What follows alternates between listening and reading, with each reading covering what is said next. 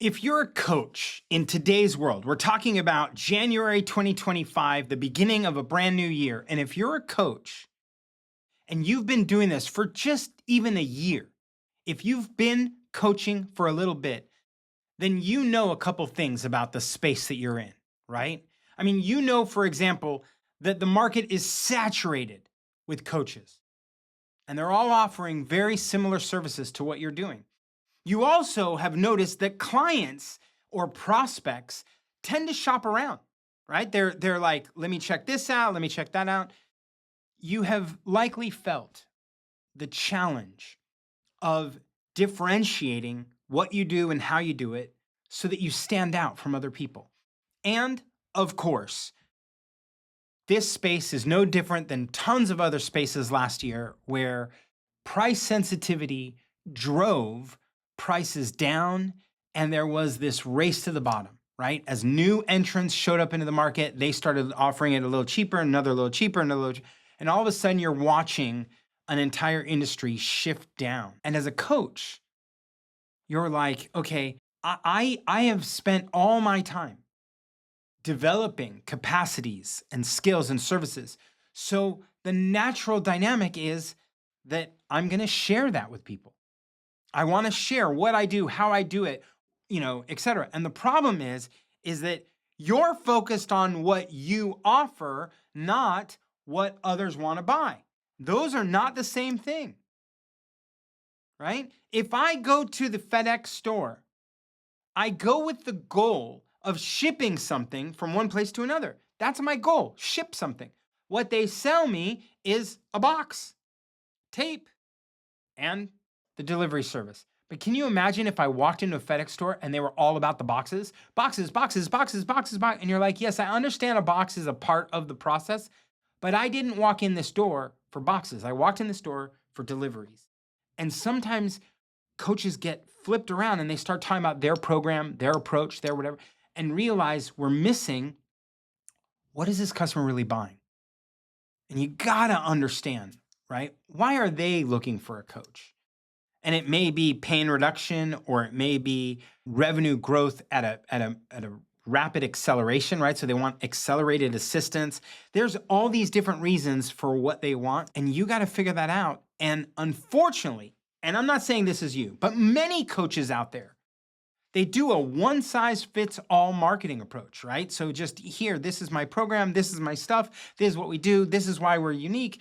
And the unique part isn't all that unique. Like, we believe in partnership and integrity. And you're like, so does everybody. Nobody believes in the opposites, right? But you're like, hey, there's something missing. We're not connecting. And so you realize, right? You have a 10%, 20% close rate instead of an 80% close rate. I've been a coach for almost 3 decades or about 3 decades. And I still work with a bunch of coaches who have been doing it at different amounts of time. And I remember sitting with this coach just last year and we're going through this and you realize, hey, nothing in what you're pitching causes someone to say, yes, I need this right now, right? And that was because a lot of times they're talking about things that are generically helpful. Imagine if we were talking about your health. And I said, and I am not in any way, shape, or form a fitness coach, but imagine that we were talking about your health and I said, you need to sleep more and you need to drink more water. Everybody says that, right? There's nothing unique in that, and then I can say, well, I also have a special program of menus and meals, the meal plans that you can use, and everybody does those. And I have exercises that are shaped for how you work out. And you're like, yeah, everybody has it, right? We're not saying anything that is different. And so these are the challenges when it comes to coaching. But I will tell you this. I met with that coach. We started talking about the work I do on a daily basis, which is all around motivation.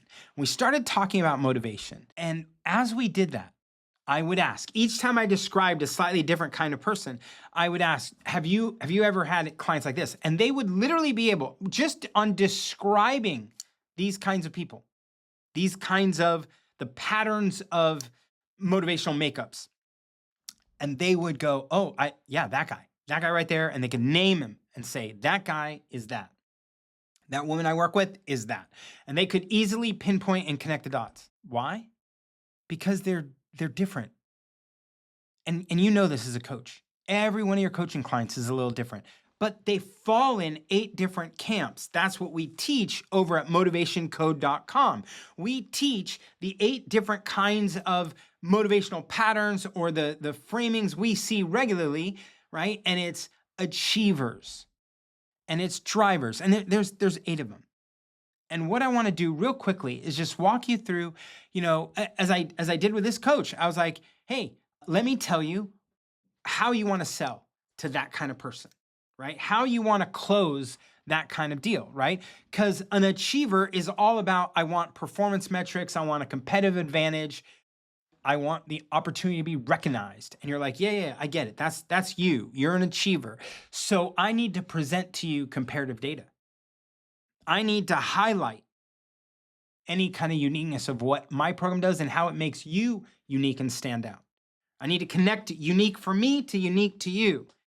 I need to highlight that that I am, that whoever is the coaching practitioner is one of the best, because achievers buy from the best. That's not the same with drivers. Drivers are all about, how quickly can I benefit from this? Nobody wants to sign up for a year-long program if they can get this thing resolved in 3 weeks or 6 weeks. So fast implementation. They want clear results. They want direct communication. These are the things they care about. And they're all about efficiency, but only so they can get over whatever hurdles in front of them, right? These are the people that make quick decisions if you give them the right stuff. So you got to get to the point quickly. You got to highlight the ROI, and you got to talk about the timelines. I expect us to be able to do this by 4 weeks. I expect you to be able to see this change by 8 weeks. That's what's going to help a driver get excited and go, yeah. Influencers, on the other hand, it's all about impact. They want to make sure that they're going to have an impact. And so they want to see the impact you've had. So social proof and, the ability to look at some case studies. So you want to be able, when you're talking to them, you want to share customer stories. You want to share testimonials. These are the things that are going to get them. You may also discover, for an influencer who is all about impact, that your relationship with them may take a little bit longer. You may need more touch points before they close, right? What about learners? Oh gosh, learners are folks that are like, I want resources. I want insights. And so you want to be able to go, hey, let me show you not the 2 paragraphs case study. Let me show you the 2-page write-up on how this particular person that we coached, how they were transformed. Get into the details of stuff, right? Learners are like, give me everything. Oh, if you want to show them, here's the map that I use for my program, or here's some data that comes out of our program that shows you, right, the 8 dimensions and blah, blah, blah. Any resources that you have. Learners are like, yeah, that helps me know that this is not just fly by night and empty promises, that this is, girded up underneath with real serious proof that this is material that I'm going to learn and grow from, right? They want to make sure it's not just, someone that's, motivational and tells you happy stories, but there's an underpinning that is something they can learn from, right?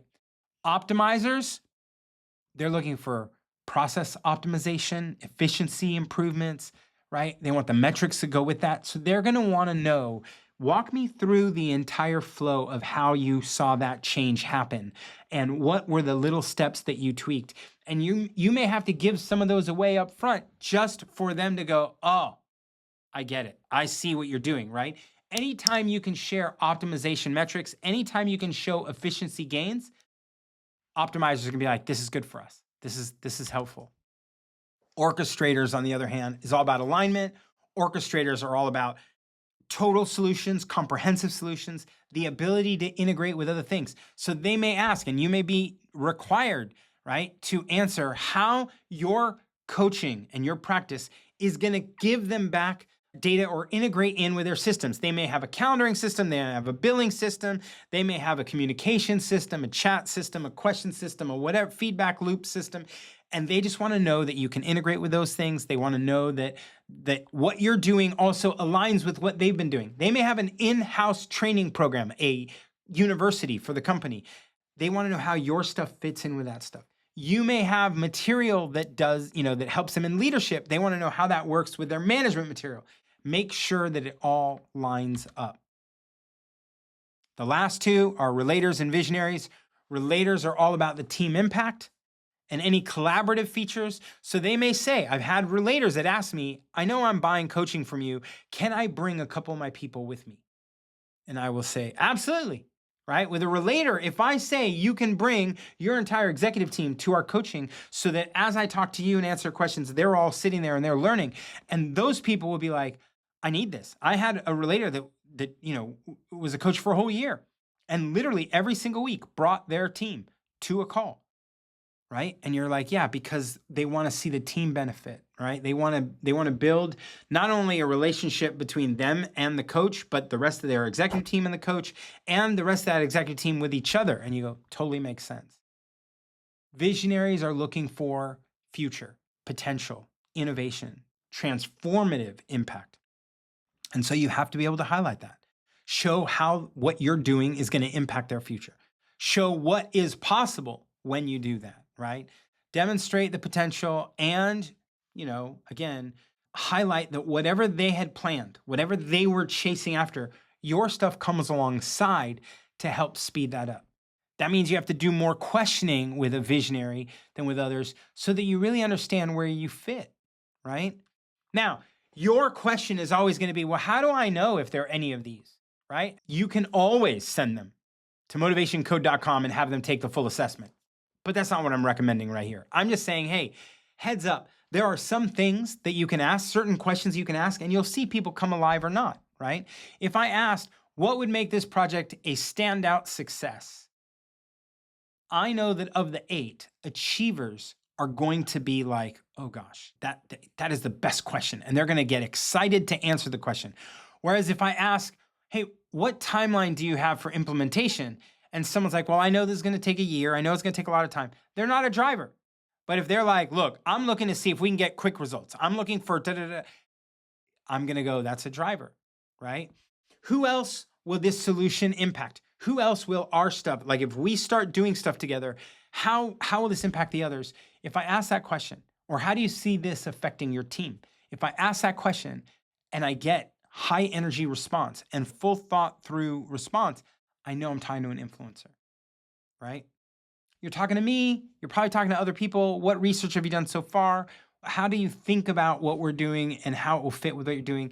When you're asking those kinds of questions, learners light up because they're excited to tell you about their research. They're excited to tell you how they think this is all going to do well, right? What are you looking to improve is going to bring out all the optimizers. They're going to get ecstatic. And how does this fit into your overall strategy is going to get you the orchestrators. Relators, how will it affect your team, right? What feedback have you gotten from others? If you're talking, right, to someone who's, oh, we did it over here in this business, we did some coaching over here, but now we're gonna do coaching over here, and now you're trying to permeate a business. What feedback have you gotten? Relators immediately have answers. Most everybody else is like, oh, I haven't asked yet, I will. But a relator will be like, oh, that's the first thing I did. If you really wanna have fun and you're trying to tease out who's the visionary, ask them where their industry is heading. Most everybody else is, I don't know. I mean, it's kind of like, but a visionary will have, 5-minute answer. So you can see how asking 5 to 7 questions will almost immediately tip you to knowing who you have in the room, who you're working with. And that's huge, right? I mean, the only thing that makes a coach more effective is when a coach understands how they're wired, right? Because then you have to start figuring out, okay, now I am inclined towards this, they're inclined towards that. How do I translate? And we have full courses of material that help you do that, right? But knowing where you stand, knowing where they stand, that's going to be a big, big deal. And you want to tailor that approach to connect with them. And then when you write marketing, you want to write marketing that shapes the material based on who you predominantly serve. Now, we have 8 different dimensions of motivation, but I doubt that you as a coach are going to have all 8. You likely, because of what you do, because of how you do it, because of how you've talked about yourself or how other people have talked about you, my gut guess is you're going to get 3 to 4. 3 to 4 different dimensions show up. So write your marketing for those 3 or 4.